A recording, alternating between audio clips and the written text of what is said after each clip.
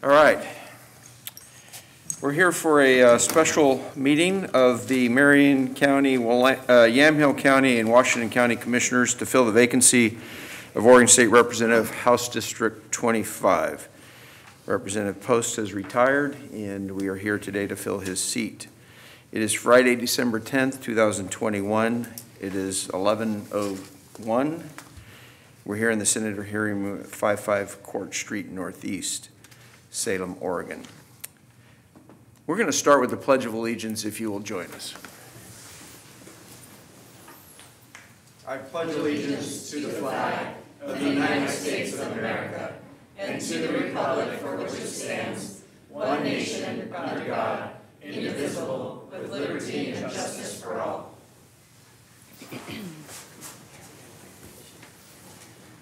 So I just want to go over overview of the process. We still have a mask mandate in the state of Oregon indoors, so unless you're speaking, drinking, or eating, you are asked to wear a mask. We have the signs posted, and I will just say that up front.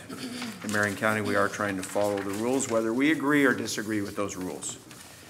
The overview of this process today is one that I think many of us in this room have been through before. Some of us have not. We will be on TV. We're here with CCTV. I want to thank CCTV.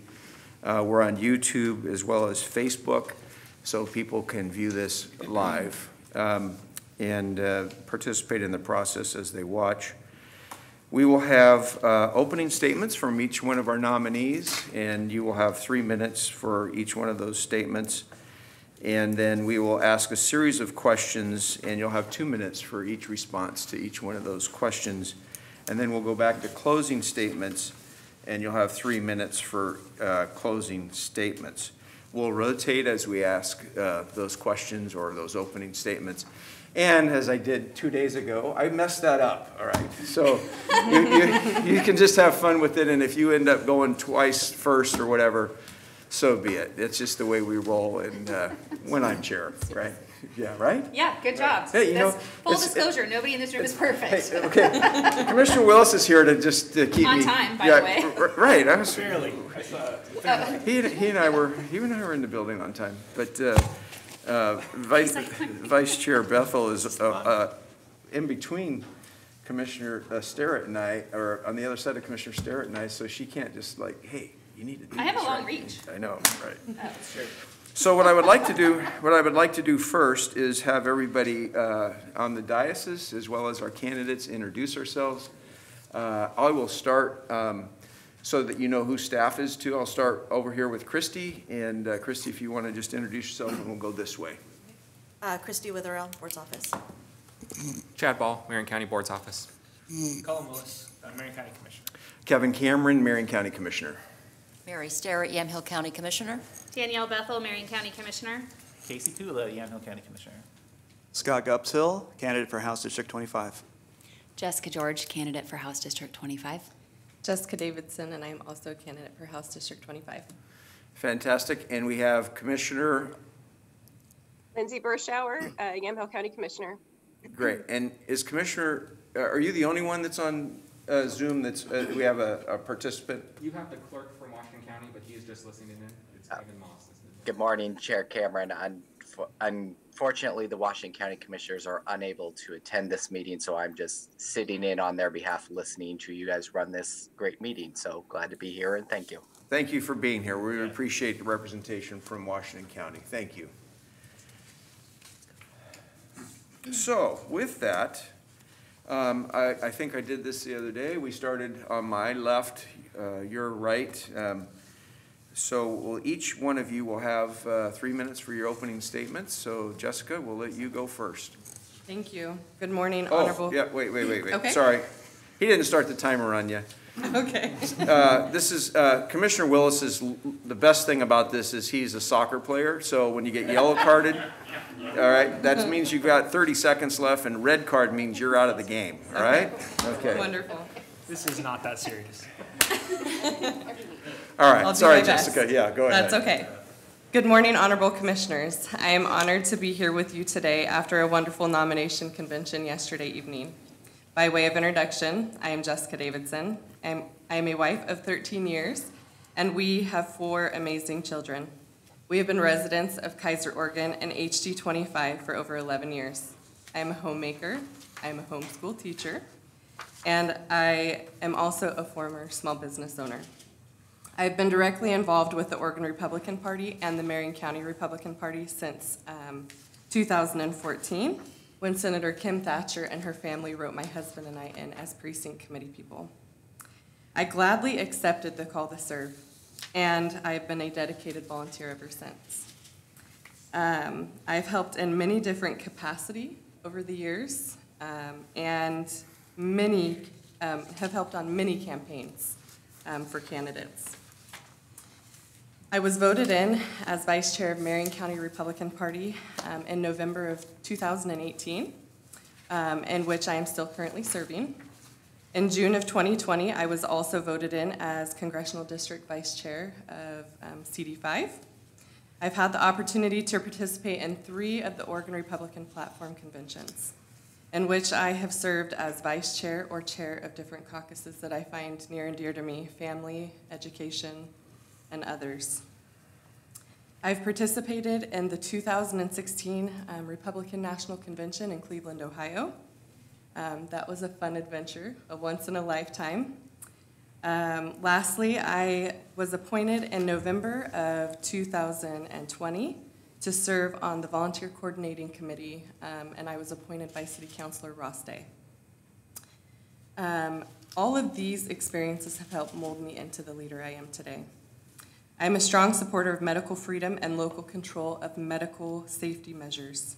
I oppose strongly broad mandates on medical decisions, including masks and vaccines. We are each individuals with different experiences and medical histories.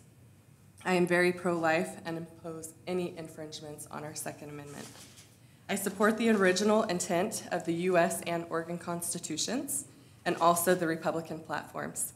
I love my community so much, and I'll do my best to represent all of my constituents. I will also do my best to help all Oregon citizens and neighboring communities impacted by unnecessary government restrictions. For example, rebuilding from natural disasters such as the wildfires that we've seen all across Oregon. I'd be honored to be selected as the next HD 25 state representative, and thank you for your consideration and time today. Jessica, thank you very much. And we have Jessica number 2. Next, Jessica. Yeah. That's right. Welcome. Thank you. Good morning, Commissioners. Yes, my name is Jessica George, and I'm honored to be one of the 3 candidates before you today. I'm a 6th-generation Oregonian whose ancestor Cap Hale crossed the Oregon Trail twice. I grew up in the natural resource industry, small business, and politics. My grandfather owned sawmills and 2 biogeneration plants across the state of Oregon, and I've spent countless weeks of my life at our family's cattle ranch in Central Oregon. The family business was always a topic of conversation, and if you got caught in the Explorer with Grandpa on a morning out of school, you got an education in the family's operations, whether you wanted one or not. My father has worked on various real estate development projects from the time I was young, so I was exposed to big issues like property rights and basic small business challenges like meeting payroll. My father, Rod Johnson, went on to serve in the House and Senate during my childhood, and our family moved with him to Salem for 3 legislative sessions. Policy and politics were a constant in my life. My own adult career in the building began by working in Senator Ted Ferrioli's office in the 2003 session. I later married my husband, Senator Larry George, and inherited his wonderful family that included another senator and a county commissioner. Our family's business is in hazelnuts, both in farming and in processing, so agriculture and issues facing our business are incredibly important to me. I worked for Larry's office in Senate District 13, which includes House District 25, in legislative sessions and also in constituent services, so I feel I have a comfortable institutional knowledge of the building and experience in this district. While politics and policy have never faded in their importance and interest to me, they have taken a back seat these last several years as I focused on being a mom to our 3 kids. Raising the next generation of kids is incredibly important to me on a personal level, as I love and adore my kids, but also on a societal level. We need well-rounded, thriving children going out into the world as adults, and I have felt blessed to be in a position to stay home with my kids. Because of my experience working in the building and understanding how quickly policy can change, I can say that I know what I don't know. And that is a hurdle I'll need to clear, but also a strength because I know where I'm starting. I don't like to speak with authority if I don't understand the issue, and I will just inherently not know everything. But I will always do my due diligence to learn and reach out to the relationships I already have with policy experts across the state, fellow farmers, and business people of other industries. This understanding and these relationships will allow me to hit the ground running if I am the next state representative. I know the hard work, commitment of time, and energy, in addition to the fact that this is a thankless position of never being able to please everyone. I am seeking this position, knowing all of this because I believe there are great challenges to our state, and I want to have a seat at the table to represent my district and our state well. Thank you for your consideration. Thank you, Jessica. Scott, welcome. Well, yeah, thank you. You're up. Good morning. Thank you, commissioners, for your time. My name is Scott Guptill, and for almost the past 2 decades, I've worked in public education, and I've seen the direct impact that this pandemic has had. We see traditional values being destroyed. Cancel culture has taken over, and mental health issues are on the rise. This social caste system that existed previously has grown even further, keeping people from participating in activities and even restricting where people can go in our great state. We're seeing a polarization like never before. And I want to be able to give my kids hope that this great state could serve families again. The government is mandating our students to be complacent, not even thinkers. Don't accidentally kill someone was the encouraging words that our public was given.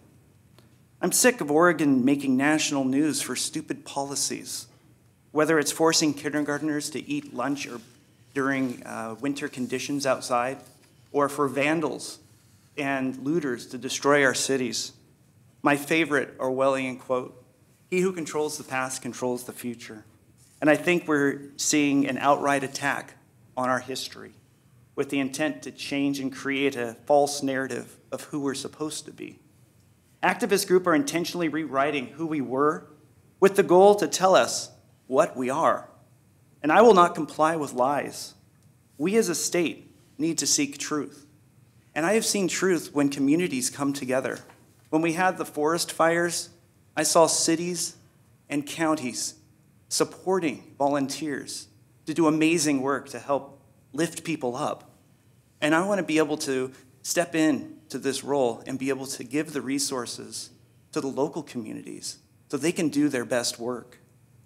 My wife always says we should be willing to do the change and be the change we want to see. I love my community, and I do not want to bow down and give that up. I want a chance to represent others who feel the same way. Thank you. Thank you, Scott. That's great. Wow, all three of you, just great opening statements. Really appreciate it. Thank you very much. So we're going to go through a list of questions, and we're going to rotate as we ask these. Oh, sorry. Yes, we did. We just really want to keep it on track. Last time we had one of the folks on Zoom, and this time it's a commissioner on Zoom. So, sorry. That's why she needs to be next to me. We don't have any fun up here, do we? This happens every Wednesday in case people want to tune in. So we're gonna start off with some questions, and I'll ask the first question, and then Commissioner Bethel, and then Commissioner Willis, and then Commissioner Sterrett, and then Commissioner Berschauer, and then Commissioner Kula, and I think we rotate partway through that one more time. We have a list of 10 questions that we're going to ask. And we'll try to rotate each one of you starting first. And since, Jessica, since you went first the last time, I'm going to start with Jessica this time. And the first question is, what is your priority as a representative of House District 25 that would impact Marion County the greatest? Yeah. So I would say that reaching out to our local elected officials and bringing my relationships in business and agriculture and knowing the policymakers and experts, being able to bring those two communities together to have conversations on a regular basis that would help me be able to see the areas where I would be most beneficial in the State House. Okay. Thank you. Scott? I think the area of impact that would hit Marion County greatest is to help reestablish our communities with our family and students. I have seen a huge demise in our education, and I don't think it's because the teachers are failing. I think that we have a bigger issue of trust within our system, and I think being able to represent Marion County and have a voice of reason within the capital is going to have huge impact. We need to help bring students, families back, that we can have the education raised. So I would be a voice of reason for that and to bring Marion County the resources they need in order to be successful. Okay. Thank you, Scott. Okay, Jessica. so one thing that I feel has impacted our community greatly is the HJR 13, which is coming up in this special session. The impact that it has had in our community for homeowners has been huge. I know lots of homeowners whom part of the money that they make off of their homes is an income for their families. And so it's also driving up rent costs in our communities and having a very huge impact. And I'd like to be a strong no vote on that and do my best to help my other colleagues, if I am selected, to also vote in that way. And if you can clarify HJR 13 for us, please. So HJR 13 is the rent moratorium that was passed in the last legislative session. Okay. Great. Thank you, all of you. Commissioner Bethel, way down there. I just want to say that you got it out of order already. What? So I'm going to start with Jessica Davidson. Okay. And Oh, hey, So the- just hang on. So staff just told me that, is it Commissioner Fia? Commissioner Faya is on. Faya, Commissioner Faya? Commissioner Faya is now on the phone with us, listening in. So, welcome. Sorry. well, that's okay. I got out of order already? Yeah, but that's cool. I got it. But somebody's going to go twice first later. That'll be great. No, Yeah. she went first, and then Jessica went Actually- first. So I think it's Scott's turn. Huh? But I'll go first, I don't mind. I I did think it it's right. Scott's turn. It's Scott's turn. Well, according to this, we're supposed to go in this order. But Yeah. whatever. Oh, I don't ever pay attention to this.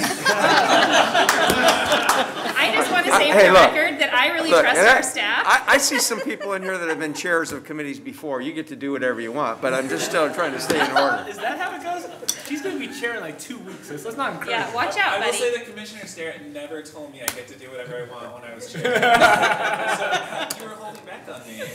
It's Well, a you could secret. try. You could try to do whatever you want, but can you get away with it? Hopefully through this circus, which we're supposed to be trained, it'll ease some nerves for all of you while we figure it out. People here, remember? Yeah, you're going to do great. This is what life is like. Well, I'm going to have to re-educate staff because Jessica went first, and then yeah, If you go still ahead. want me to go first, I don't mind. I do. You're All going right. first because that's how I wrote it down. No, Okay. Scott's turn. No. Can we fight about something that matters? You want to go in a circle this way out here and ignore this? Yeah. Is that what you're Yeah, asking? that's what we're doing. Okay. I just want to be I clear. didn't even see that. That's blinded to me. Oh, okay. Okay, I apologize. You're going first. All right. Okay, here we go. Are we ready? Do you live in the newly formed HD 25? And do you plan to run in the new district? Okay, yes, I do live in House District 25, and it will be for the House District 21 that's coming up. I live in Kaiser, Oregon, and when I was asked by Bill Post to seek this appointment, part of that was because I did live in that area. So will I look for appointment or rerunning for that? I'm definitely open for that position. I know there's been a lot of conversations within the Republican Party of who that might be. But I'm looking at doing this for the as like a marathon, not just a sprint. Okay, thank you. Next will be Jessica Davidson. Okay, thank you. So the question was, do you live in the newly formed House District 25? The answer is no. I will be moved into the new House District 21 as well. And when my family was praying about this position to know if it was right for us, the answer that I received at that time was that I needed to fill the remainder of Bill's seat and take this experience with me, because I do eventually want to run for a state representative seat in the future. A dear friend of mine, Kevin Mannix, has already publicly announced that he plans to run for House District 21. But if he came to me and said, Miss Davidson, he's a dear friend of mine, so he wouldn't say that, he'd just say Jessica. But if he said, I would like you to continue and I support you, I would absolutely run again. Okay, thank you. So the answer is no, I do not live at what will be the new House District 25. The district that we will be living in, St. Paul, will no longer be connected to either Newburgh or Kaiser, which are the two kind of side communities I feel connected to. So I would not be seeking re-election, but I think that this year is an opportunity to use that time to support qualified candidates in all new areas of this district that it will be split into. So I would be encouraged to reach out to whoever those qualified candidates are, not just in this House district, but at all levels of our local government. Thank you.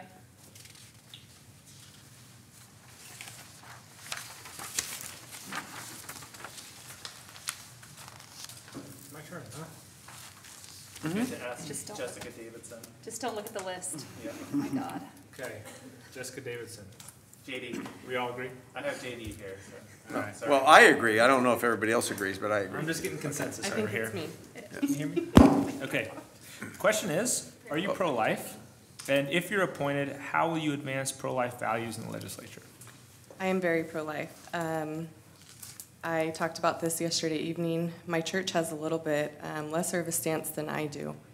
I think that there's a lot of families that want to grow their families, and adoption is an amazing opportunity for families to grow. I believe that birth starts at conception, or the child starts at conception, and that they each deserve an opportunity to come and have a voice for themselves, and that we shouldn't be making those decisions for them. And if you'll repeat the last portion of the question again, I apologize. If you're appointed, how would you advance pro-life values in legislature?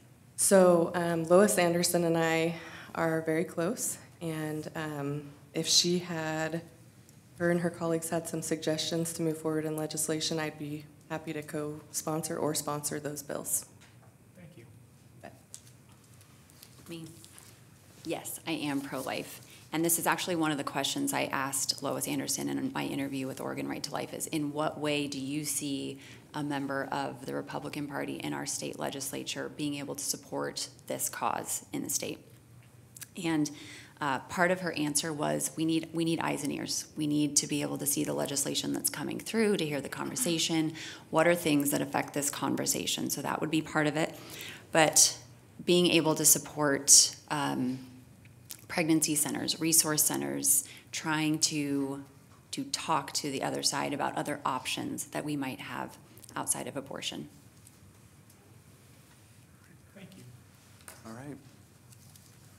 I am very pro-life. Kind of funny because people ask me that question and I say, well, I have 11 kids. But I know that doesn't necessarily mean that somebody holds to the full value. Maybe there's like a lot of kids. But I will say my journey in going and learning what the pro-life movement is started when I started having kids. I think previously I was uneducated. I think I just listened to the general population, and I didn't really have an opinion, left or right. And then once I had my first baby, I realized what this was. And I think a lot of times people try to misinterpret and distort what the reality and the science shows. So I believe that life begins at conception, and I think within the legislation, I would definitely support any kind of proposed laws that would help protect life. I think we have a responsibility to protect our citizens, born and unborn, because I don't think location or size should determine the value of the person. Thank you. Thank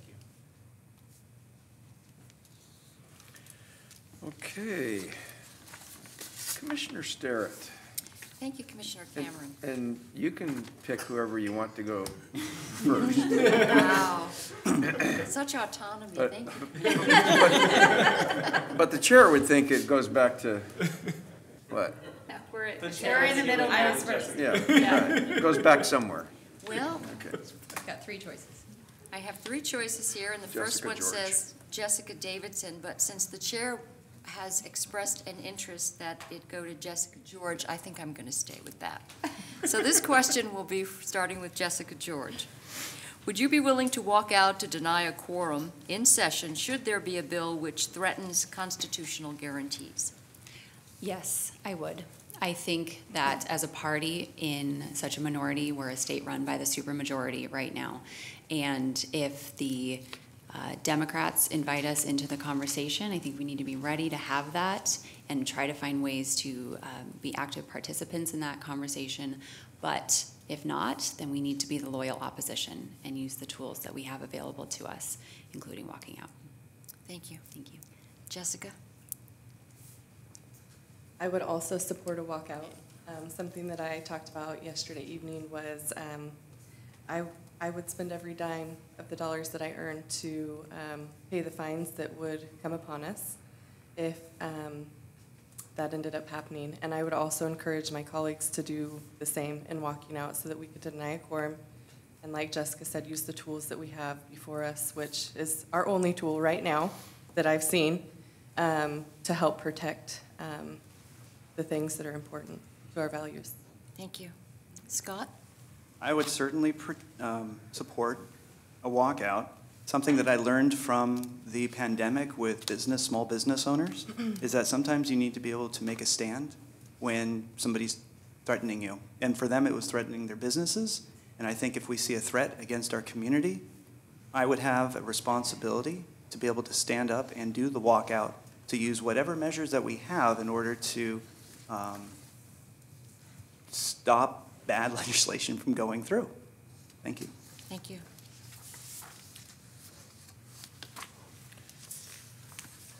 Our Zoom commissioner, Commissioner Bershauer. Welcome. Thank you, Chair Cameron. I don't know if Chad is there, but I really want to just thank Chad for putting this all together, and then we just really decided. So I apologize, but good work. So I think I'll start with Scott on this one. As you know, cap and trade legislation has been heavily debated in the past few years. Marion and Yamhill County both have heavy agricultural communities, and they really are the backbone of our local economy. What are your thoughts on cap and trade in general?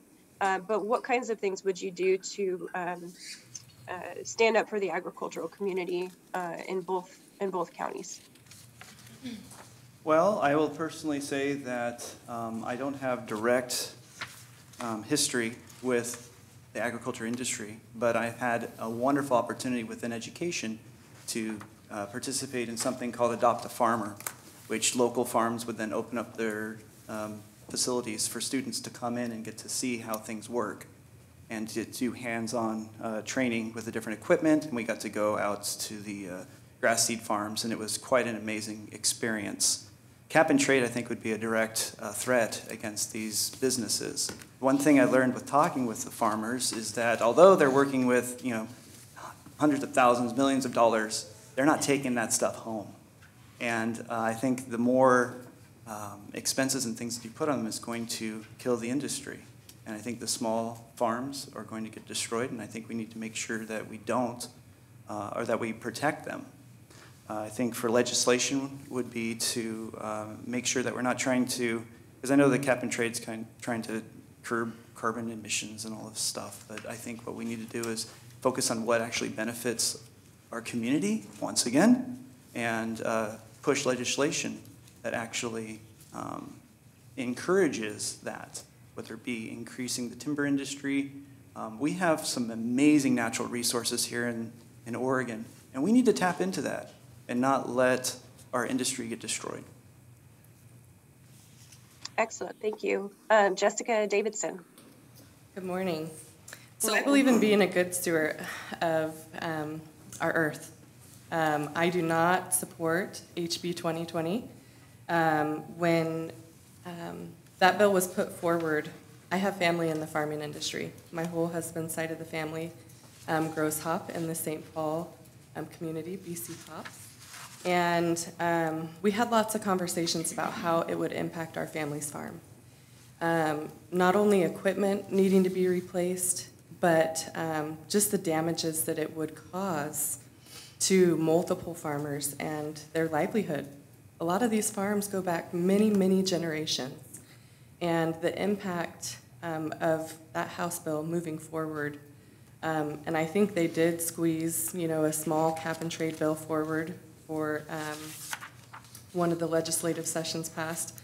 But I think that a lot of people really stood up to the legislators and came together and rallied and showed them that we're paying attention, and these things will be devastating to our farmers. Thank you. Great, thank you. And Jessica George. Yes. So cap and trade seems like a hidden tax to me. It seems like a way for some businesses to make a lot of money at the expense of others. So I believe it is a hidden tax and a burden to our farmers and our timber industry. It doesn't seem to be the most efficient way to try to reduce carbon if that was a key priority that you seem to hold. I think one of the ways to stand up for agriculture is to minimize their taxes and their burdens in general. So I would say that I would rather focus on helping our farmers and reducing taxes to them because it is more of a priority to me to make sure that we have healthy agricultural industry in our state. Thank you. Commissioner Oh my gosh, I'm so excited. Kula. I can't wait to see what your selection is. Well, you've seen, oh yeah, you haven't seen my last one. I just No, made not it the up, question, so. I just meant by the I can't rotation. even remember Who's going to go first? You get to decide. It's just, to decide. I'm it's so just the sorry, chair Brad. threw the Hey. rules out. Commissioner, Chair. it's just really easy. Just whatever the second name is up there, I figured it out now. So it's, I will say that Jessica Davidson also That's figured correct. it out because you were like, yeah. Okay, so this is for starting with Jessica Davidson. There's an affordable housing crisis both around the state and a deficit of homes in the Mid-Willamette Valley, including in House District 25, and you're nodding your head so you know. How would you support the housing needs in your district while protecting farmland for future generations of production? So City Councilor Ross Day and I talked a lot about this when he first started talking about finding ways to grow our urban growth boundary. That was scary to me because outside of our city is a lot of farms. I'm seeing that there are new coding changes that they are considering and taking a lot of community input on, of being able to, where single-family homes are, create fourplexes or duplexes or triplexes. I think that can be, I think it could have an impact on the housing costs and obviously raise more taxes. But I think that would be also a good solution to helping the housing crisis. We have a lot of homeless in our community. And I have a heart for that. It's very sad to see people not under the protection of a roof.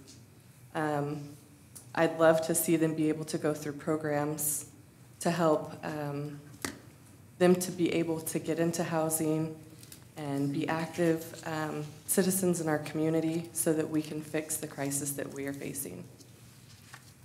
Great, thank you very much. Jessica George, Me. do you need me to repeat it? Go ahead, yeah. Okay. Thank you.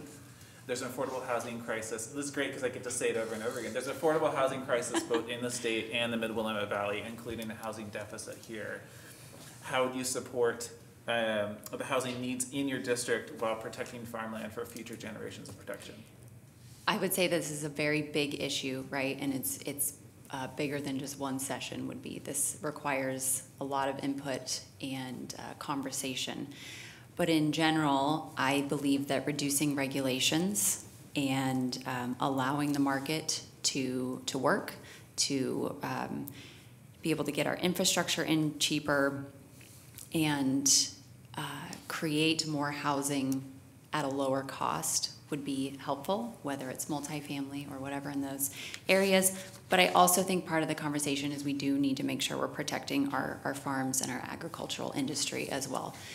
So I won't sit here and say I have the perfect solution to that, because I think it is a big problem that requires a lot of input and looking at different solutions.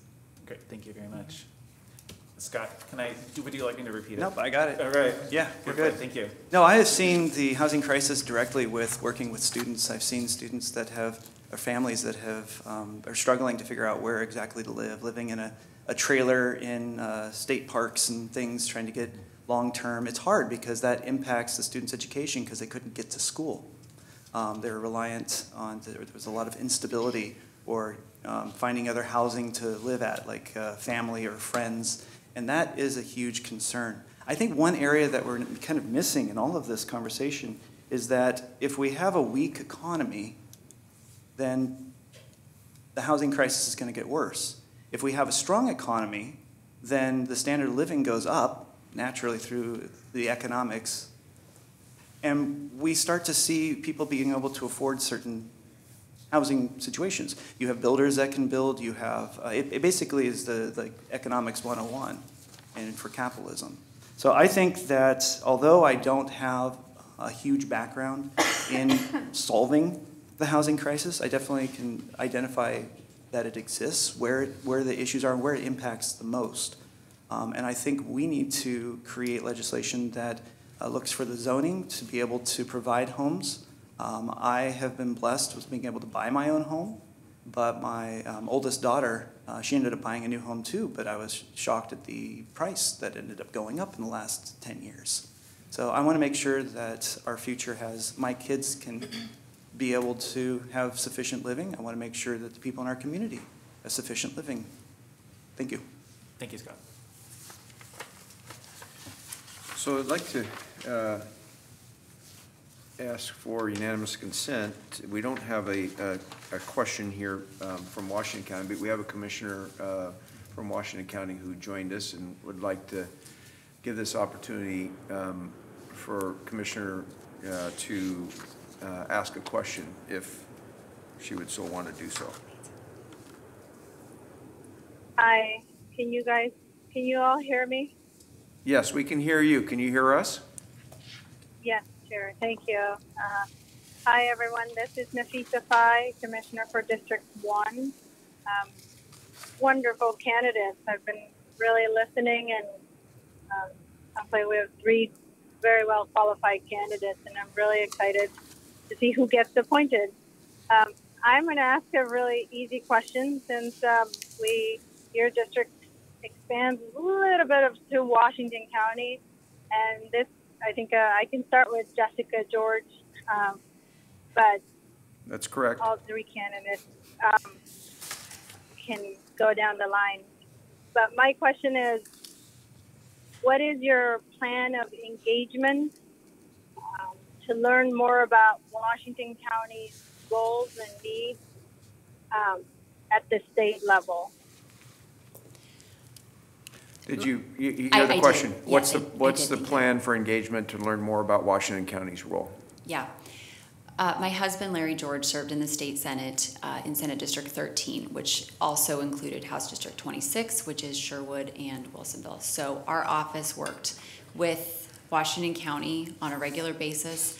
And while I may not know the players in there right now, I feel comfortable reaching out to the sheriffs, the county commissioners, the local elected officials, and try to get the lay of the land that way. And also trying to reach out to different business owners and stakeholders in the area to see what issues they might see that I could help on the state level. Okay. Scott? All right. Well, I would first say that my own history of where I grew up in Huntington Beach, California, and have had experience in kind of a large community down there. I've come and had the opportunity to live 6 years in Eastern Oregon, and I got to see a completely different kind of rural community. And then I moved to Willamette Valley, and then have been able to experience in yet another community. So I think in order to educate myself and look at the state level issues for Washington County, I've had a lot of experience in just, I don't live in a bubble. There's more to this world. There's no like cookie cutter for each of our different areas. So I would educate myself and talk with people and leaders of the area so that I can understand what their needs are and help represent what is pressing for them. Great. And Jessica Davidson. Okay, so plan for engagement for Washington County. Fun little story. We have Kevin Moss joining us today, also from Washington County, and he's a dear friend of mine. We have many phone calls actually in the evening sometimes as he is driving home, and he's telling me lots of fun things that are going on in his county. So I feel that I have a connection there with him being the county clerk. I would definitely take the opportunity to get to know the commissioners there as well and find ways that I could serve them. Thank you. Okay, and I'm going to come back to now we're coming back to question 7 on our deal. Okay, and then we'll have Washington County, if we have unanimous consent, to ask one more question towards the end here. And we're now, since I'm really on to what Chad did a great job organizing this thing. He did. We're now, I agree. We're now starting with Scott on Only we question, followed what he suggested. on question number 7. So regardless of how it looks up here in my relationship with Chad, it's pretty good, all right? So he still has a job when we're done here today, okay? He's turning a little red over there. Okay. I mean, it's warm in here. We do have a wonderful staff. I really appreciate our staff. Okay. So I'm going to, and I think you just answered this question, but I'm going to ask this again because I want to know what process will you follow to solicit input and find answers on legislative issues from county commissioners? What's the process? Starting with me. Okay. Honestly, it's getting out and talking with people. I have to say something that I've really enjoyed in this process of seeking this position is that I reached out and talked with the PCPs for Marion County and for Yamhill County. It was amazing to hear because you see threads of connection between all the different communities and you hear the heart of the people. And then when I got to coming to the Marion County commissioners and listening to, nobody was here, and the community didn't represent themselves very much. I think my daughter and I were the only ones for the last one I came to, and we were looking at bridges and the infrastructure, and I was thinking, you know what, the more information I reach out, the more information I get back. If I just stay in my office or in my house and I even just scan stuff on the computer, I don't get a full picture of what's going on. So it really has to be getting out there and being active in learning. So no one's going to feed you. You got to do it yourself. Thank you. I think I'm up next, and do you mind repeating the question? Yes. What's the process that you would use to solicit input and find answers on legislative issues from county commissioners? So I think establishing relationships with the county commissioners is very important, and I have a few of those already established, which I'm grateful for. I got to help on a few of their campaigns. But I think that it's important also, like Scott was talking about, is to be engaged. You can't sit back and not be a part of the work. I follow your weekly Wednesday meetings, watching online, as I am home with my children, to understand what issues our community is facing and how you guys are tackling those. And I'm always very impressed. I met Mary for the first time this last Monday at the Yamhill Republican meeting, and just being in the community and getting to know each of those commissioners is important to me and what values you all stand for. Thank you. Thank you. So I would say that I would expand upon the relationships I have with the Yamhill County Commissioners and get to know all of you in Marion County. That looks like regular phone calls to me, maybe just a weekly check-in. But I think it's also important to grow the relationship with your staff. As someone who was staff in the building, I know how much the staff actually does, and they have the pulse of what's going on in the county and in your office. But on top of that, it's not just coming to you asking questions. It's trying to know the issue ahead of time, reading the bill, looking in the file, making sure I know both sides of the issue, whether that's first coming to you or coming to you with the information and specific questions, and checking our fiscal impact, just having these conversations and trying to have a regular check-in and open relationship. You would all have access to my personal cell phone. Thank you. Great. I don't know, you want to give us your cell phone? I know, I was thinking that. All right. So I'm signing up No. this thing. I know how this works. Commissioner Bethel. I just feel like at some point you will be Googled and your cell phone will just pop up. Right? Why fight it? Yeah, thank you. So we started with Scott last, right? Yes. Okay, good. Back to Jess. So this is a really important question for me. So listen carefully. What efforts are you aware of in regards to wildfire recovery in the Santiam Canyon? So I have a lot of friends who either vacation up in the canyon or are residents there. One of our city councilors, Elizabeth Smith, and I know Mr. Kevin Cameron also resides up there.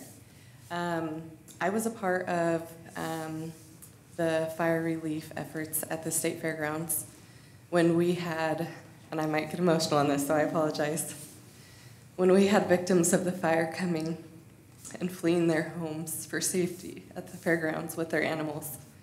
Danielle put the call out, and I could not step up to serve.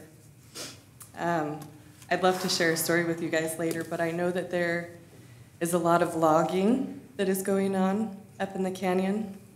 My family has several times driven up to see the progress that is being made. And after such devastation, I think that there is still a lot of work to be done, but the work that is being done and those who are working on it have done a fantastic job. I can't say that I know everything about all the details of what's taking place. I know that they are working on getting a new city hall built, and talking with some friends up there. And so I would be interested to hear what the progress of that is. And if I am involved, I would help work on legislation to help protect wildfire victims and their families, and just do my best to help them in any capacity that they need. Thank you. Thank you. Thank you. Jessica? I was just talking on the phone this week with Oregon Property Owners Association, Dave Honeycutt, who's sitting on the Wildlife Policy Council, and this subject happened to come up, and because I was not very familiar with what you guys were doing down here. And he told me about a bill that was passed this last session that would reduce the regulations and requirements on homeowners to rebuild their property up in the Santiam Canyon. So I think it's those kind of creative solutions that are what we should be seeking, and I would support anything like that to try to help people get back to their lives as they know it, and would love to learn more about what you are all doing. But he was incredibly complimentary of your efforts, and said that if I was to be in this position to definitely have that meeting and learn more. Thank you. Thank you. I saw the effects of the wildfires actively as it was going on. I didn't drive out there, but I was I saw cars pull into Home Depot that had their mirrors and plastic all melted off of them. I heard of stories of people leaving emergency area trying to find shelters. I saw local churches opening up their parking lots for people who are trying to escape even just the smoke. I know that in my district we had a couple of students that lost their homes. My wife, her an elementary school teacher she had years ago ended up getting caught in the fire and ended up getting hospitalized with extreme full body burns. So this is close. And I feel as we see people's lives being impacted, we need to do a better job in protecting this for the future. And I think managing our forests is a huge piece in that. I know cleaning the forest and creating an area that is not like a giant match ready to go off. We need to make sure that we also have emergency funds and get rid of restrictions on the building so that we can rebuild for these families. I drove up there with my kids a couple of times, and it was so sad to go through these communities and see an entire house gone except for the chimney. And it really made me reflect on the blessings that I have, and I recognized that that didn't happen to me. And I was like, wow, look how fast everything that you've worked for could disappear. So we need to protect our communities for future, so that we don't have future issues, and if we do, we have a stronger response for that. Thank you. Thank you.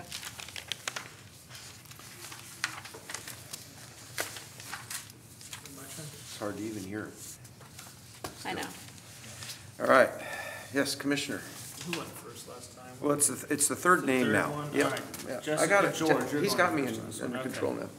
So over the past year and a half, we have seen the state limit and restrict religious freedoms for Oregonians, and in particular, what I'm referring to is where the state limited how many people could go to church, but everybody was allowed to go to Home Depot. So that's particularly what I'm referring to. What would you do to ensure that our religious liberties remain protected in the legislature? This is obviously a huge issue, and one of the reasons that I wanted to be involved in this process and in the conversation.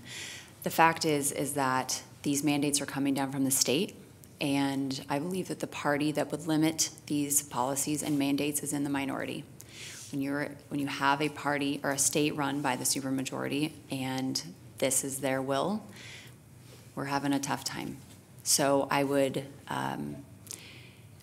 do my best to support and get in the ear of decision makers who would support policies to open things back up, but I'm a big fan of pushback too. So I would say that we have to lead by example, that our religious liberty is not negotiable, and that we need to show up and be there. Thank you. Scott. All right. We need to protect our First Amendment, especially with religious freedom. I was sickened as my church was shut down, and it wasn't, and the threat that they were shut down was that the government was going to weaponize state agencies to inflict punishment. And what I thought was very interesting is the different ways different churches responded. Some of them said they went completely virtual, and some of them stayed open. And I think we need to protect the freedoms so people can worship. I saw a huge drop-off in churches as well. I talked with different pastors, and their congregation kind of diminished, and it didn't quite fill back up. And I think in this time when there's a pandemic or where people are stressed out beyond stress, I think people being able to have a place for their faith and be able to get that support as a community is huge, and that's part of our religious freedom. We need to be able to share and grow together as people, and if the government should not infringe upon that. So I think we need to keep that in mind for the future, that we don't, that even if there's a supermajority, our religious rights are still protected under the federal Constitution. Thank you. Thank you. So I also stand for our First Amendment. When I very first got involved and when I went to the first Republican platform convention, it was my very first meeting I had ever attended. Learning the parliamentarian process was very interesting, and I got up and I addressed the chair after trying to encourage my current chair to get up and say something about our religious liberties. And he said, nope. He said, you get up. And at that time, it was currently Jeff Hyen. And I got up there very nervously, and I, directed my conversation to the chair, and I asked that we add a religious liberties section to our platform. It was a unanimous vote. It was one of the best feelings that I have ever experienced. During that time, we had cases like the Sweet Cakes by Melissa case happening, and our Judge Vance Day being attacked for his beliefs. And it was a very crucial time, and it's still a crucial time, even with the pandemic. Our church did shut down for a period of time, and I encouraged our local leaders to open back up because we need to protect our First Amendment rights. So I would be a strong supporter for religious liberties. I have since I've been involved, and I will continue to do that. Thank you. Thank you. Commissioner Sterrett. Thank you, Chair. How will you this would be for, I'm going to start with Jessica Davidson. Scott, right? Well, should I not go by this or just, all right. I'm feeling left out. We could get back on track, but. I'm ready. Why do that now? I know. Scott, we'll start with you, Scott. Okay. Chad organized us really well, and I'm following his organization now. Thank you, Finally. Chad. I'm so sorry for you, Chad. We'll start with Scott. How will you advocate for more collaboration between Oregon Health Authority, the Governor's Office, and the counties in District 25, specifically on personal medical freedom issues, unelected bureaucrats making public health policy, and COVID, for instance, public health data transparency coming out of the Oregon Health Authority? All right, first of all, I'm supportive of medical freedom. We as individuals need to be able to decide how and what kind of medical things are being done to us. I saw a huge overreach, and I experienced that directly within the public schools this year. We were supposed to open normal. My district said, hey, we're going to not have distancing, we're not going to have masks, and all of a sudden this huge hand came back down upon us and stripped all that away. And then the week that I was in preparation, they said, oh, by the way, we're going to mandate vaccines for everybody as well. And I'm thinking to myself, is this, whether somebody wants a vaccine or not, this is a huge overreach of the government. And as a legislature, we need to put some provisions in there to protect the people. Because we talk about the Ninth Amendment saying that, there's certain rights that have not, been explicitly stated in the Constitution, and that medical freedom needs to be one of those.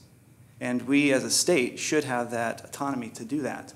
So where people might have different views on how things should be run, and they can create their own narratives of what the concerns are, I think we need to be able to look at facts. I think we need to not create scary situations because our leaders are the ones that help shape the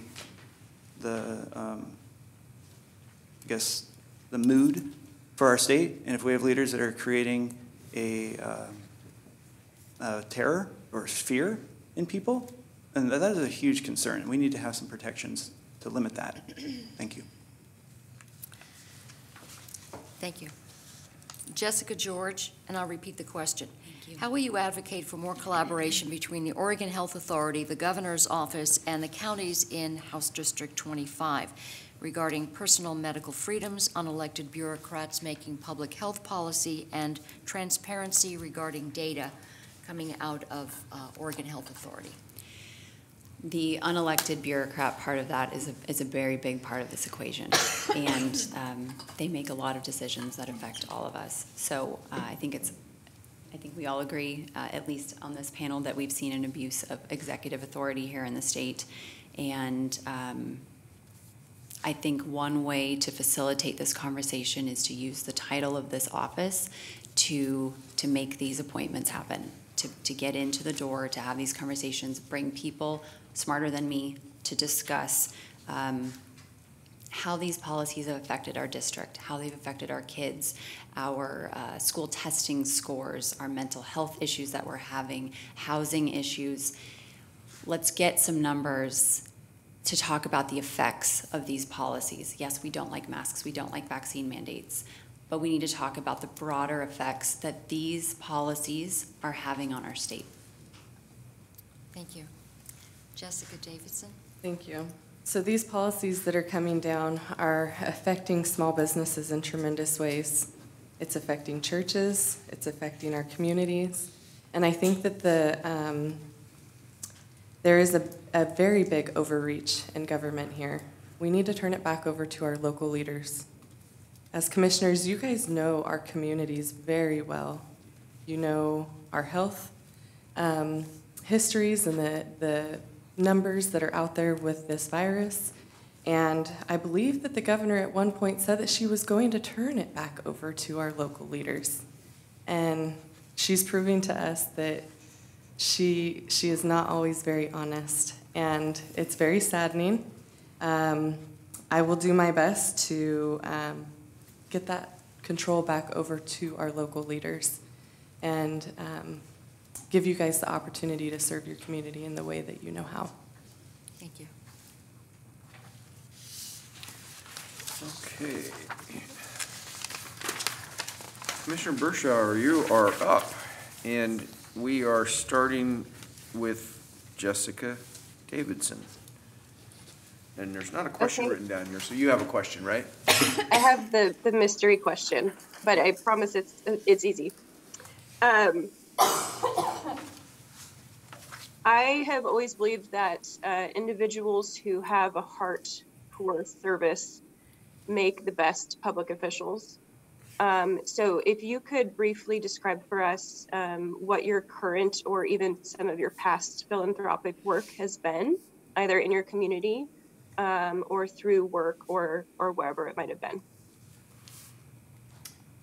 Okay, and I'm up first, correct? Mm-hmm. Yes. Okay.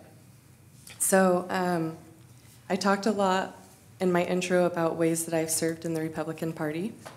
I'd like to spend a little bit of time talking about ways that I've served in my community. My husband and I are a part of an organization called Strawberry Hill Four-Wheelers. And within that group, we are a very family-oriented organization. We have done beach cleanups, we have done trail cleanups, we have sponsored trails. And our family loves to participate in those. This last summer, we went down to Corvallis and we did a trash cleanup along some busy highways. During the fires, I talked about how I volunteered at the state fairgrounds. That was a very humbling experience. When the storms hit this last winter, Councilor Kohler and Mayor Kathy Clark reached out to me to help coordinate with some of our church members to help do some of the cleanup from the storm. Within that, it's really hard for me to talk about serving in these capacities because I don't do it for any recognition. I do it because I love to serve and help my community in ways that we can. I was given an honor of Volunteer of the Quarter for the City of Kaiser for the first quarter. We received a cute little clock and were presented with it at one of our city council meetings. And I have a servant heart. Our family will continue to serve in ways that we can in our community to the best of our abilities. So thank you. Thank you. I'm not sure who's next. And Jessica George would be next. And just so everybody knows, the camera, Commissioner Bershauer can see you because the camera's facing this way, even though she looks like she's back behind us. It's just always nice to see With that beautiful Christmas. Yeah. see who you're talking to, right? Yeah, yeah. Talking You can behind. turn and look at her if you want I know, to. right? Yeah. Okay. No. I would say that my heart for service is about building community. I think that when you are engaged in the community around you, you are more likely to step up and serve when someone in your community is in need.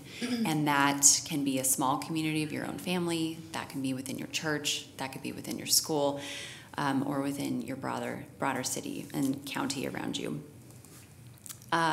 One of the most active ways I've been involved in our community is with our children's school the last many years. I have hosted loads of class parties, hosted field trips for different classes to come out and visit our honeybees. We bring blankets to local nursing homes and collect various goods to take to a Loads of Hope program, which is a program through our school where we adopt families who need to use the local laundry facilities, and so then we have games and food and things for them to do that night. So again, I would say that my focus is on building the community around you so that you are personally responsible for what happens to you and your family and those that you love in that community. Thank you, Scott. All right. Being actively involved in the community, my brain first flies to my kids because I feel like everything that I seem to do, I keep trying to involve them within it. I've been actively involved just on a community part, local like baseball coach. I've coached baseball, I've coached basketball. I've had all these neat little experiences to connect with the community. But what that does is it creates relationships and connections. And some of those parents that I worked with, we were able to have other opportunities to serve. I do want to put a shout out to the Oregon Old Time Fiddlers Association. My kids have been involved with that and have had some state winners on that. But they're neat because they go around and they donate their time in playing music to a whole bunch of different venues and things. It's kind of a dual relationship where they can serve with the entertainment aspect, and then I'll be honest, it gets people out of the house. And during this whole pandemic, they were shut down for such a long time that we opened up for the Marion County Fair, and that was such a beautiful experience to have everybody come back together. Anyhow, while you have, my family and I have been involved with political elections, with Bill Post's first election. My kids who are in high school at that, my oldest, were in high school at that time. We're marching up and down with the Iris Parade with Bill's RV thing that he had driving around that said Bill Post on it. Even with commissioners and support, we've been involved. Basically, when there's a need, I'm like, okay, we're there. And I've got a great cheerleader, my wife. She is my coordinator with all of that, and I'm always willing to, and have always been willing to serve on the big levels or even on the small levels. And I think, I don't know. I want to involve more people. That's pretty much what I've done, and that's what I'd like to see happen in the future. Thank you, Scott. I've also walked in a parade with that RV, so I know it well. Everybody in here knows what we're talking about. It's okay. Yeah. It has a name, but I can't remember what it's Oh, called. my old scooter. I actually don't know what it is. Well, that's because I can picture it. Yeah. I'm sure we can find a picture before we leave. It's great. We all have phones, likely. Mr. Kula.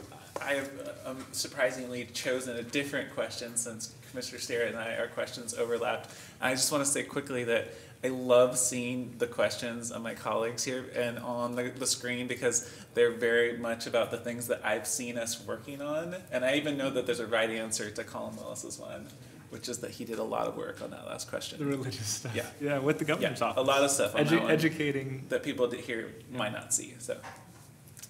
yes. So, okay, sorry. Apologies, Chair. So my question Oh, for you. yeah, you know what? I've lost control a long time ago. I like to think that I'm used to it every Chair Starrett Wednesday, so. You can't be a commissioner unless you're a leader. Let's be real. Well, Not you, like all of us. I'm just saying we stand Well, up. so Oh, that's yeah. true. Yeah. I see what you mean. Yeah, we're on all of us just happen to show up. one of my so. favorite artists is Jerry Jeff Walker, who passed away last year, but he used to say he must be a leader because he cannot follow. I mean, that's a great quote. So let's follow. That's great. I have no idea who I'm supposed to direct my question to first now. I just realized. And one of you can raise your hand. Jessica you George. raised your pen. I'll go. Okay, that sounds great. Yeah. Water is central to House District 25, the existing one. And apologies that I don't know as well the new district that some of you will be in, but you know that the Willamette literally goes through the middle of your district. Please name 2 water-related issues that you know about, and ideally ones that the other ones haven't named, that you will work on, and how you will do that. And you only have 2 minutes, so it'll be really quick. That's a tough one. Thank you. I I heard a wow behind you, actually. Can you repeat the question Yeah. one more time? Oh yeah, so water is central to your district. Name 2 issues that are water-related in your district that you know about and you will work on. So I'll just say 2 that I know about, and then I will need to learn more about. But obviously in the farming community, we have irrigation issues, right? We have irrigation rights that that farmers need and get transferred, and those are things that I would need to get back up to speed on a little bit. But also, I live right by Shampooey Park, and so the river goes to right there, and so we have a lot of recreational users right there. So getting in touch with kind of the issues surrounding that, boat traffic, and ways that we're paying attention to protecting our water and still allowing people to use it and enjoy it. Okay, great, thank you. Scott, All right. Name 2 issues, please. Well, the first one that really hit me was the algae blooms that hit a few years ago. That was horrible, and cutting off water supplies to pretty much like all of Salem, anybody who took water out of the river. It was neat to see communities come together who like had well water in Kaiser. We filled up huge trucks and things with water so people could have their drinking, but being able to research and find out ways to stop getting the sulfates into the water up in the northern area or eastern in the dams. Yeah, you're with me on that. Yeah. And then I also think an issue is it goes back to the housing needs with the homeless, and we have a lot of folks that are living along the river. A lot of debris and junk is getting in there. And I know Portland had huge cleanups and trying to clean up the riverfront.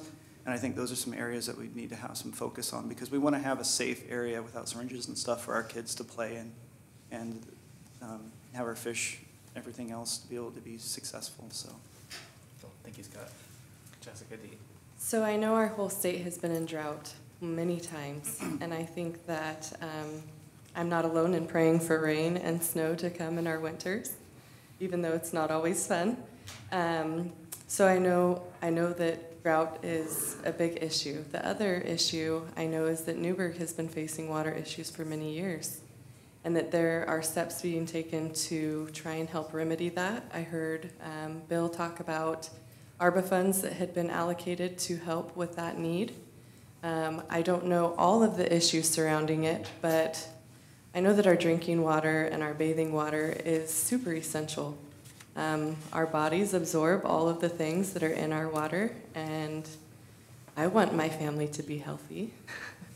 So I think that just paying attention and knowing what's going on with some of the solutions that are moving forward are important. Thank you. Thanks to all of you. Okay, Commissioner Nasia Fee, right? Nasia Fee from Washington County. Are you still here? Would you like to ask another question? Yes, I'm still here with you. No. Was that a negative on asking? Yeah, no question. Okay. Yeah, no question for me. Maybe somebody in the background has a question. Yeah, great, okay.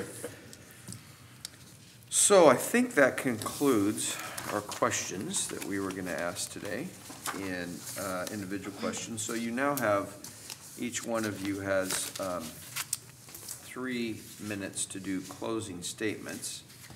And let's see, Jessica George went first on the last question. So we will go to Scott on closing statements. You have 3 minutes. all right, thank you.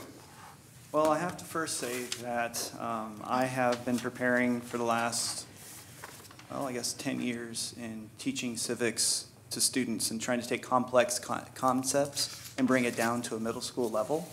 And in that whole study, I have become intrigued with this whole process. And I have been extremely grateful that I even have this opportunity to speak before you today.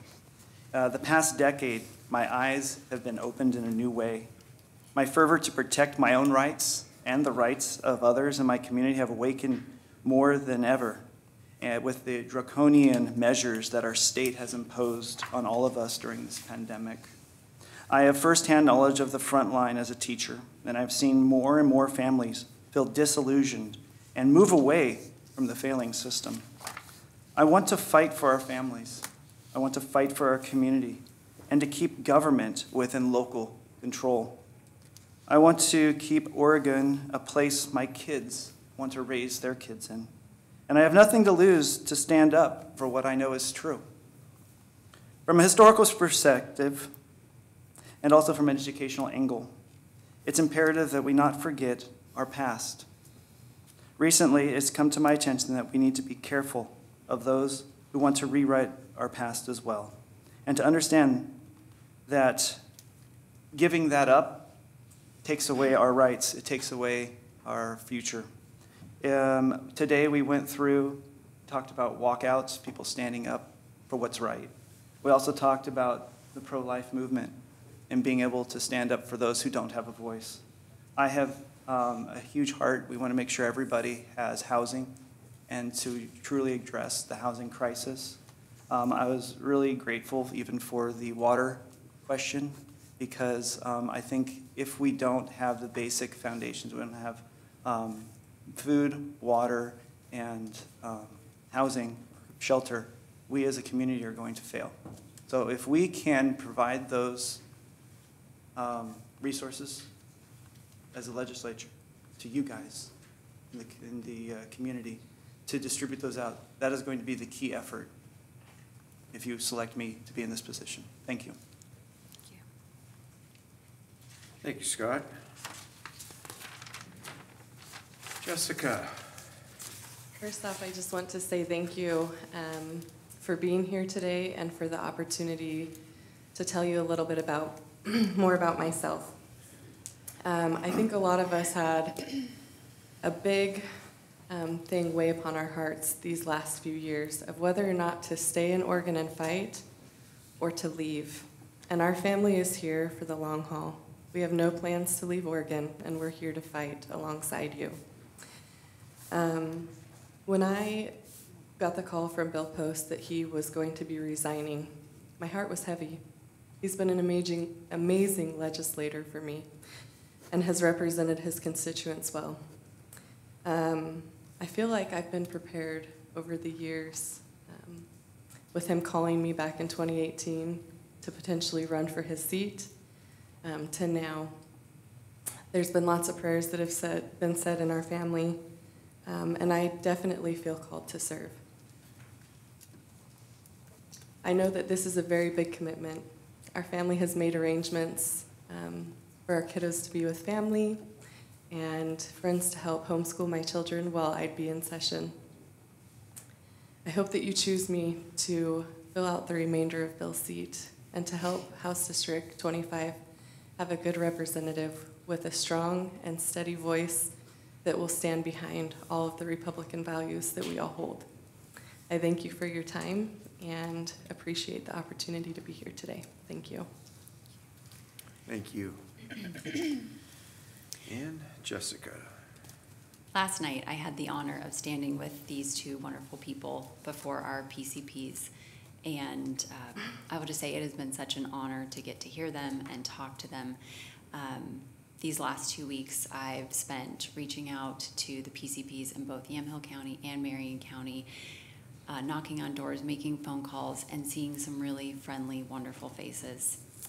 I've spent much of my adult life helping to run campaigns, and I think that it's important for whoever is in this position to be involved in getting lots of different voices involved in the discussion. And I think that would be an important part of whoever took this role is to build those voices up. I've told you about my experience, but I also feel like it's important that you know how I would make decisions. I am an unapologetic, limited government conservative. I believe that the burden in public policy is on those who wish to expand the role of government or increase its size. That's not to say I would never be convinced to support a new program, but the burden is on those who are advocating for the creation of or the expansion of the program and the cost to taxpayers. I'm also a strong believer in representative government, so I believe I represent my constituents, but that also means that I represent the local elected officials who have been elected by those same constituents. So with only 1 year to serve in this position, I will be heavily relying on all of you, our city councilors, and our school board members, as we will be making policy as a team. If I'm appointed, like I said, you'll all have my personal cell phone number, as will all the other local elected officials in our district. It would be an incredible honor to serve the citizens of this state, and I would be honored to have your support today. Thank you. Thank you, Jessica. So our agenda says that we are going to take a break, which I know. I would like that. Yeah, I know. Probably some of us would like to take that break. It says we are going to do that break at 12:30, but we're ahead of schedule. And so why don't we come back here at 12:30? Let's just take 9 minutes and we'll come back here. It's 12:22, so let's take 8 minutes. Does that sound good? Perfect. All right, and we'll come back and deliberate.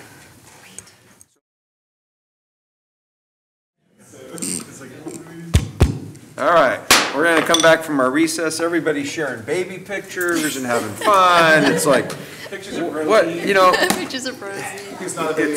For the public that's watching, you know, we love serving you.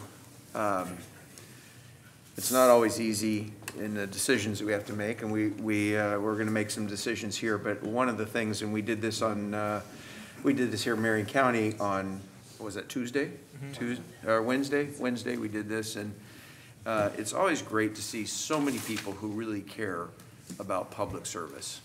And the time we're at right now is we're going to deliberate, and the process that we're going to go through is we're going to have Marion County, a commissioner from Marion County go first, then we'll have a commissioner from Yamhill County, and then Commissioner Fia from Washington County. I think they only have one commissioner here today.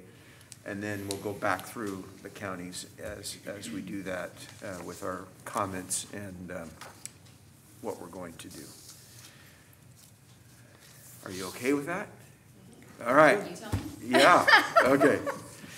I guess I'm okay with it because that's what I said we're going to do. All right, okay. So Commissioner Willis, we'll let you go first. Yeah, we're going to let you go first. Okay. Well, first of all, I just want to say thank you all for being here. And I'd be comfortable with any of you representing this district in the legislature. And I want you to know that I really don't like this process. I'm a big believer in representative government, and I have never been appointed to a seat. I ran and was elected in the primary and then the general election because I feel like there's sort of a distance between, and we're the distance. We're the barrier between you and the folks that you're going to represent. So, but I chose to do this job, and this is part of the job, and so I'm willing to do it. But it is really important to me, and it makes me feel really good that you all have a commitment to serving your constituents and to our representative government. I want to say a little bit about some of the things that stood out to me for each of you, because I think it's important that even if you don't get the appointment today, that you know that your work and your passion and your service to our community is really important. And so there's no order to this. This is just sort of what's popped in my head as I think about what each of you said. And Jessica, I guess I'll start with you first because one of the things that jumped out at me was it's clear that you have a background in agriculture and understanding agriculture. And Marion County is the #1 county for agriculture in the state as far as how much money we produce in ag. And I would say culturally it's really important to us as well. And it's important to me, and I just think it's really good for the whole state, actually. I think Marion County is it's really important that we have a big county. We're one of the largest counties by population. We're the home of the state capital, and now the second largest metropolitan area. It's really important that there's at least one big county that understands agriculture, so you don't have a situation where the urban counties just dominate everything. And so I just want you to know how much I appreciate your knowledge of agriculture and your advocacy for our farmers and foresters and that sort of thing. And the other Jessica, I've known you for a while. I guess I don't know you super well, but it was good to meet you, and I look forward to working with you. I've known you for a while, and I just want you to know how much I appreciate your work for our community, just as a citizen and fellow neighbor. And I think that really came through in how you presented today. We would be a lot poorer as a community without you and your family. And I know that the Kaiserites, the Kaiser Mafia around here, knows how important you are to that community. You know, you're at every potluck and volunteer organization and that sort of thing. So I want you to know how much I appreciate that. And Scott, I thought you did a really good job on your opening and closing statements. And usually doesn't make an impact on me on how I vote, because I usually think about other things. But in this case, it sort of tipped it a little bit. So my vote is going to go to you today. And some of it had to do with how articulate you were. But that's not the only reason. There's a few things that I think about. One is I really appreciate your family's work for moms and their babies in our community. I worked for Oregon Right to Life for a number of years, and a number of your kids and your wife were very active in that work, and I really appreciate that. The second is I think your perspective as an educator is really important, especially for the Republican caucus, because I don't know that we have any educators in the Republican caucus, and right now the schools, I think there is a bit of a crisis in our schools, and I think your perspective as somebody who's worked in the schools, who understands the challenges, not just challenges that some of you might see on TV, but like you said, actually having kids in your class who don't have a safe place to live and how that impacts their ability to learn. I think that's a really important perspective. And then I also love how you involve your family in everything, and I think your perspective as somebody with a big family is important in that building, because it's really hard, even I've experienced it, it's hard to kind of communicate the needs of family sometimes, because you can have a lot of folks in the political decision-making space that either don't have any kids or their kids are all grown up and gone away, and so they don't understand how things like taxes and regulations, being able to buy a house, just little frictions, you know, not being able to find a good school for your kids, or a school where your kids aren't bullied, or just these pressures, how they can build up on families. And so I think your perspective in that regard will be important to the caucus as well. So I'm going to be voting for Scott today, and that's why. Okay. Yamhill, Commissioner Stewart. Thank you, Chair. Well, first of all, I want to thank all three of you for stepping up. At a time when we're really at a pivotal point, not only in our nation's history, but in our state's history and locally, what we do now will impact the rest of our lives. And as you mentioned, Jessica, this will determine whether people stay in Oregon or join the mass exodus for the exits from the state. And I would really love to see us turn this ship around. It's not going to be easy. So each one of you has said things which are near and dear to my heart, and from what I have heard from my constituents, our constituents, are very, very important to them, and they have to do with values. So Scott, I'm going to start with you and say I appreciate the perspective that you bring in terms of having taught civics, knowing the importance of something that really has taken a backseat in our educational system, which is the importance of the foundations of our government and why we have been such a successful representative democracy and how we've lost sight of that. So I appreciate that. And I appreciate the fact that you have brought your family values to this discussion. Jessica Davidson, one of the first things you said really impacted me, and that had to do with the fact that you're homeschooling and the fact that you have been able to be involved in this process as a volunteer from so many different perspectives, and homeschool and a mom, and do a lot of the thankless work like walking in parades with an RV named Rosie.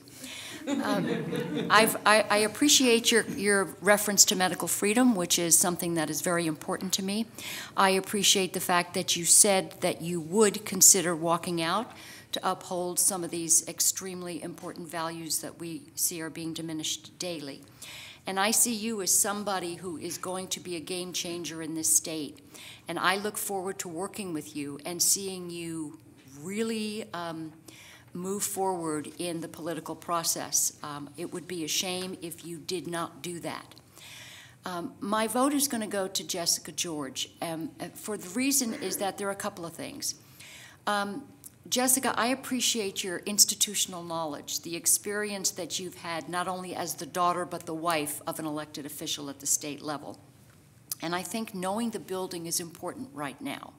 So while our other two applicants really bring everything I would want to see in our legislature, I think right now we need somebody who knows the footprint of the building and however it's changed over the years, but somebody who knows how the game is played. The other thing that's important to me is we've taken a hit lately on the bypass project, which for those of us in Yamhill County is very important. Unfortunately, we have seen, in fits and starts, we try to see this project. Commissioner Kula and I were just talking about that, and he was giving us an update on some funding that we were, unfortunately, we missed the boat on. But I think that since Senator Larry George has been so pivotal in getting this project initiated and supported throughout the years, I think that you would be really, I mean, in terms of taking the torch and pushing forward on the bypass, I would love to see that go on. So that is why I'm going to vote for you today. But I thank you all, and I am just so impressed by the values you bring to us. Thank you. Thank you, Commissioner. Commissioner Fia, are you still with us? Your turn to deliberate and cast your vote. Yes. Can you hear me? Yes, we can. That's perfect. Thank you so much. I want to say thank you to the candidates, the three candidates that are seeking for this appointment. It was really a good process and actually a good process to compare to a recent appointment that our commission went through with Multnomah County and Clackamas County, while Clackamas County wasn't able to attend. And I think it really provided a different perspective for me. So I really appreciated for the opportunity to be part of here today. I heard a lot of good stuff, and it's unfortunate there's no 3 seats available that we can appoint to you all 3, because I really think every one of you will bring a good perspective and a fresh perspective and really will add value to Salem. But from what I heard, I really appreciated and some of the answers that I've heard today. I too will be voting for Jessica George. A lot of your answers resonated, and I really appreciated your knowledge as well. Particularly the answer you provided for Washington County and how you intend to engage us, and so that we can help you and also help our county and our constituents here.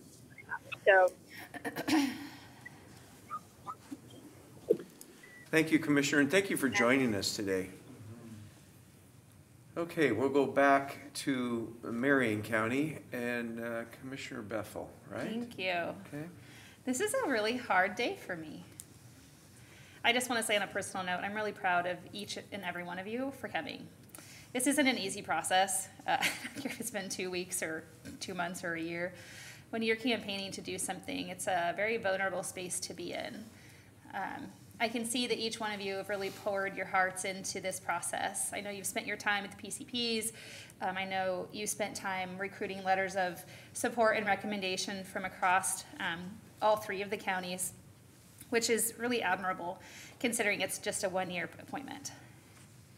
But it is just a 1-year appointment, and it's a fast and furious one. It's one that's critically important to me. There is laws that were put into place in the last year that literally were supposed to impact Marion County in a positive way that is not. There's hundreds of millions of dollars allocated from the legislature to wildfire recovery, and Marion County has literally been shunned from the state to receive those dollars. And our team here has worked tirelessly to try to acquire those funds for wildfire survivors in the canyon, and it's completely unacceptable. This person that's going to fill this position will be tired of hearing from me by the end of the year. I promise you. You laugh, but I couldn't be more frustrated with the legislature on the lack of freedoms that they're offering to us, the challenges that we face in the education system. As a mom, I'm very outspoken and very passionate about the care I have for those around me, including students. But each of you possess a different level of intelligence and passion and thoughtfulness to your approach to this, which makes it equally more difficult for me to decide. I think people thought I was going to come in here today and just know what I was going to do, and that is by far from the situation. I've had to listen to each one of you thoughtfully today and take lots of notes. Sorry for the file keepers, there's lots of paper. But at the end of the day, each one of you matters to this, and I really want you all to stay involved. As Republicans, you know that we don't have a big enough team to show up. Showing up is critical to the process. And so regardless of the outcome today, I hope that you continue to march forward and advocate, but mostly show up. You have to be in person. It matters. So I am going to cast my vote today for Jessica George, specifically because I want you to hit the ground running. I expect you to bring the skates I talk about having on all the time to make sure that we can get through that building in a very thoughtful way. There are participants in the Democratic Party that are just naive to the realities of things that are occurring outside of their bubble. And I'm hopeful that you can engage them in thoughtful conversations and help educate them to bring them to the fact that their voice doesn't just affect them, it affects more. But I truly hope, Jessica, that you continue to bring your family and to do all of the things. I want to thank you for all the support that you've given to me. And to Scott, there's nothing more humbling than to see your 11 kids show up at all the places with their smiles and intelligence. Your family truly is state of the art. It is really what Americans should seek. The values that you have, the freedoms that you choose to participate in, and how you freely share that with humbleness, it's honoring to be your friend. And I'm sorry that I didn't cast my vote for either of you, but I truly hope that you continue to engage. Thank you. Thank you. Thank you, Commissioner. Yeah. Well stated. Okay, we'll go back to Yamhill County, and Commissioner Bershauer, you're on Zoom. Thank you, Chair Cameron. Those were very eloquent, and my head feels a little bit like a bubble right now, so I will try and do my best. I just want to thank all three of you for participating in this process. It is it's daunting to put your name forward and to go through this. And I regret not being able to attend the meeting last night. That's one of the things that I really like to do, just to listen to you and have more engagement. So I regret that I wasn't able to be there. I've had numerous conversations with Bill Post about who he would give his blessing to fill the seat. And he has said wonderful things about all three of you and feels confident that any one of you would be able to take the reins and serve the citizens and the residents of this district very well.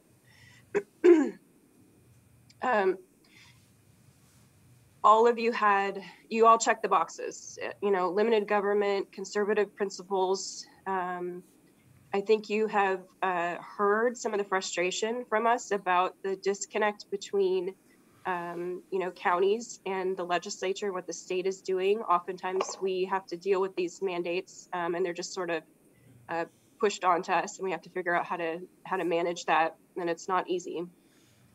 So I really appreciate the commitment that you've all said that you would have open lines of communication and regular communication. I think that's really important.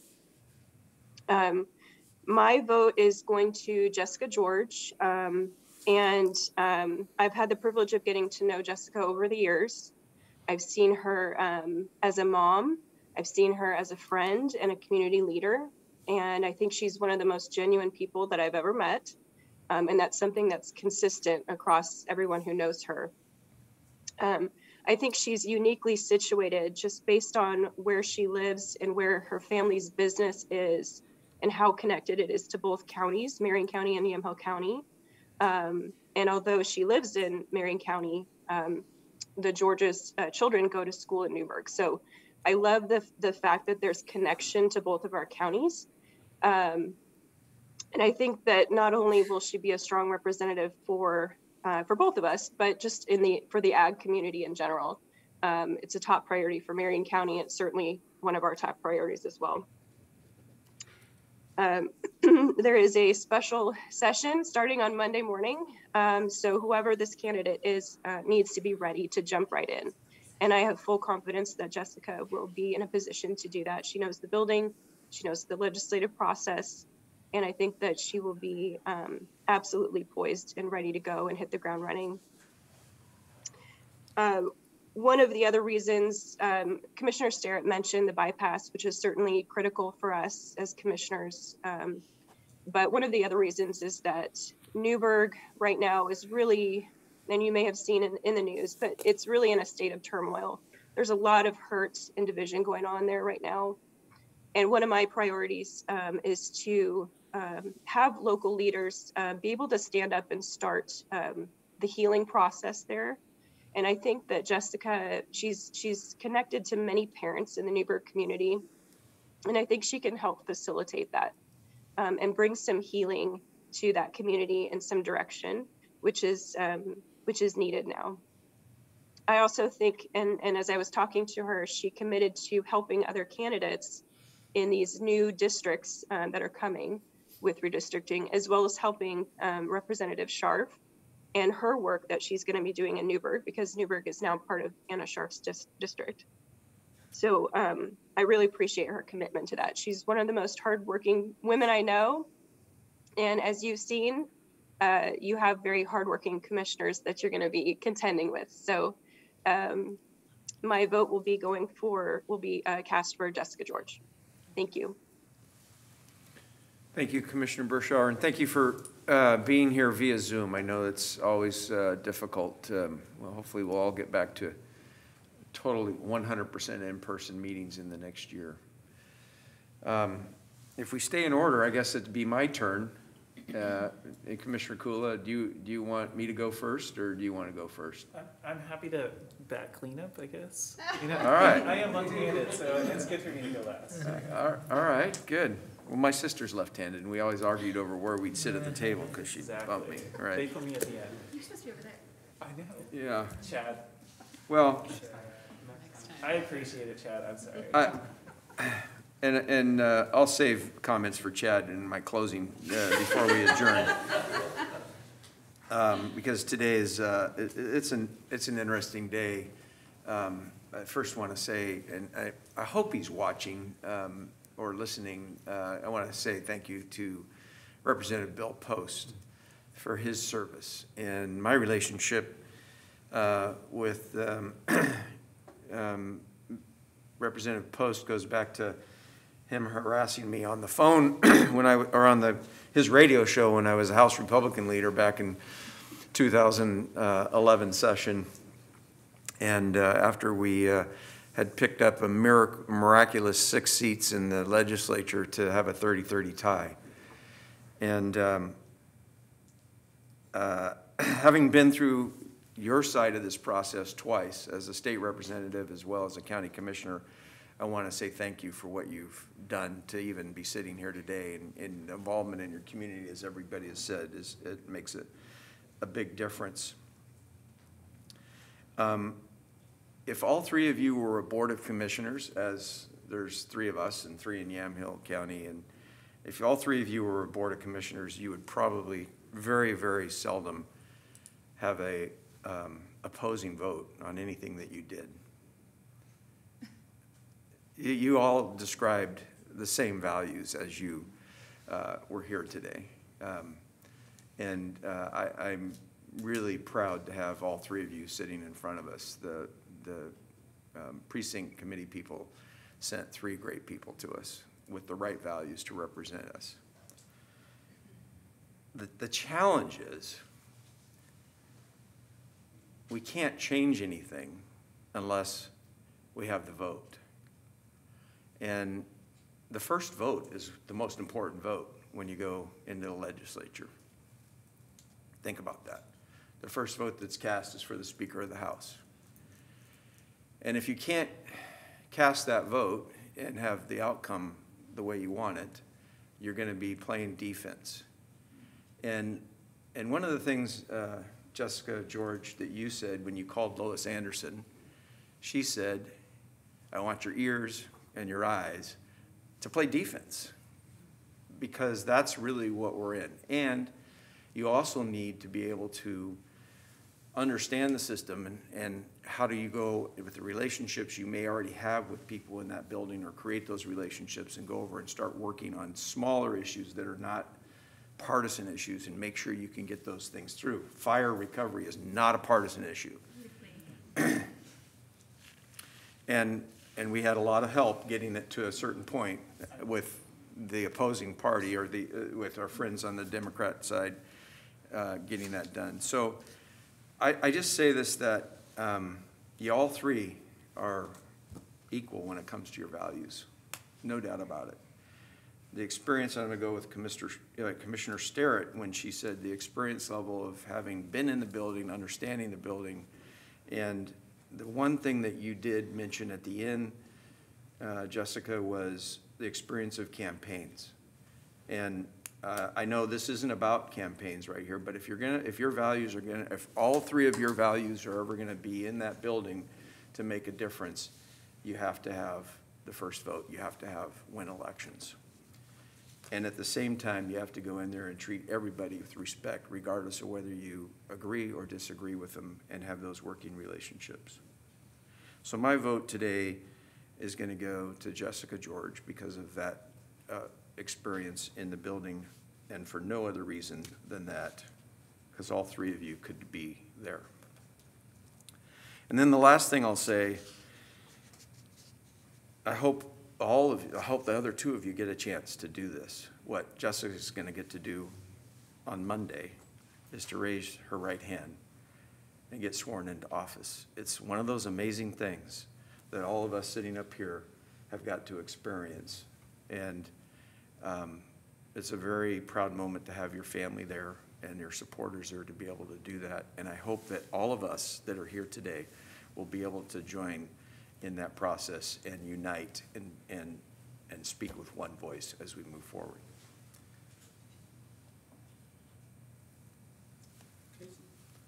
Commissioner Kula. You needed to give a little bit of time on that one, so thank you very much. And I will say it's really good that I didn't go first, because I will say the lone D, and I just want to acknowledge that I actually fundamentally disagree with positions that you've presented today. And at the same time, I also heard in all of your answers in various points, moments where I was like, yeah, the way that you're describing how you would approach something fundamentally aligns with how I approach things. And when they don't, it's okay, because there's no judgment in how you approach things, right? Like, I'm not judging that. But it actually gave me a lot of confidence in hearing how you were thinking through the problems that we have in our area, especially because those problems, I heard in each one of you a recognition that some of those problems just don't have an answer that satisfies everybody. I heard from you that there are some issues where there is a winner and there is a loser, and we just have to figure out how to deal with that. And thank you as well to all three of you for addressing the water question in unique ways. And there's not a right answer to that one, right? But you've brought forward concerns that I have, and I hope that you share going forward. So thank you, first of all, to all three of you. As you might imagine, my heart is in the farming. So in this case, my support will go to Jessica George. And it's not just the agricultural connections, but that is really important to me. When I think about the district as it exists right now, and the district that I live in, which is represented by Representative Anna Scharf, I feel like having the two of you across the Willamette River, addressing issues in ways where I know I can work with both of you is really huge, right? Like, there are issues that we just have to figure out. And I feel comfortable and ready to work with both of you on that. And I think the same goes for Rep. Scharf.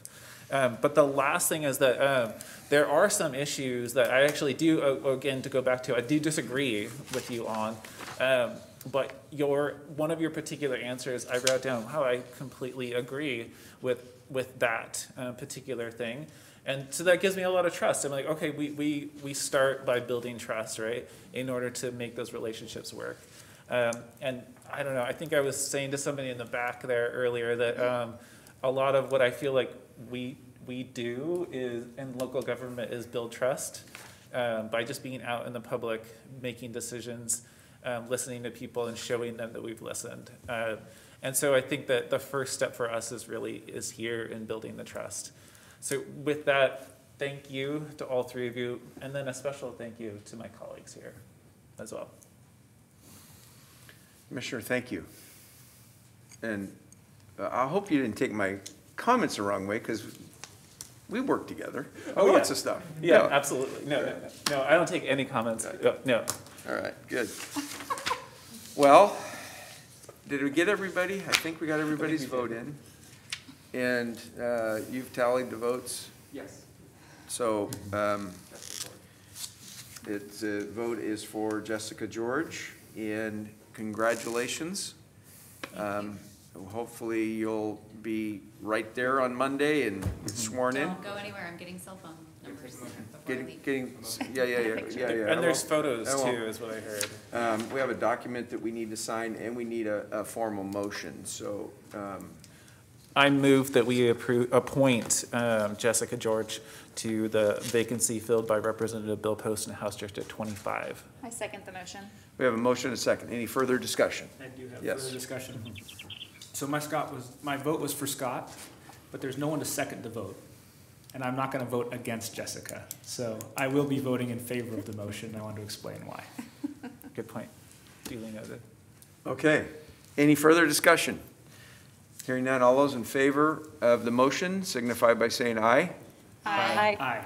Aye. Aye. Lindsay, did we get you? Aye. Okay, Aye. we got ayes. All right. A lot of eyes on there. It's formal, congratulations. And Yeah. I think we have done all our work. And again, Scott, thank you. Jessica, thank you. Jessica, thank you. Those of you that were here in person, thank you. And I do want to say this. Chad is great. He organized this thing. All I had to do was follow what he told me to do, but I didn't do it. But about halfway through, Chad, I figured out the pattern of what staff was trying to get me to do. With that, I want to wish everybody a Merry Christmas and a safe and happy holiday season. And God bless you all. And we're so thankful that we could be here and serve with you. With that, we will adjourn.